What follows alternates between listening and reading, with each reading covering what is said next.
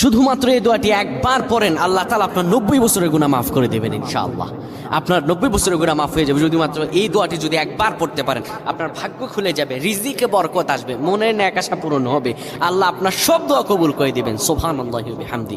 এত ফজিলত, এই দোয়াটা আপনারা শেয়ার করে দিবেন। এই যুবকেরা, আমল না করেও সওয়াব পাবা। তোমার একটি শেয়ারে, একটা বাটনে প্রেস করে তুমি সওয়াব পেয়ে যাবা। কারণ তুমি আমল না করো, অন্য কেউ যদি তোমার শেয়ারের বদৌলতে আমল করে, সওয়াব তুমি পেয়ে যাবা। নবীজির হাদিস। আমার ভাইয়েরা, আল্লাহর কাছে দোয়া করা, আল্লাহর কাছে দোয়া চাওয়া, এটি হলো মুমিনদের কাজ। আমার আল্লাহ বান্দাকে বলেন, বান্দারে উদউনি আস্তাজিব লাকুম, আমার কাছে চাও, আমার কাছে চাইলে আমি আল্লাহ তোমাকে দিয়ে দিব। কেউ যদি একবারে দোয়াটি পড়তে পারে, দোয়াটি হলো রব্বি ইন্নী যালামতু নাফসি ফাগফিরলি। কেউ যদি এই দোয়াটা একবার পড়তে পারে, আমার আল্লাহ তাআলা তার 90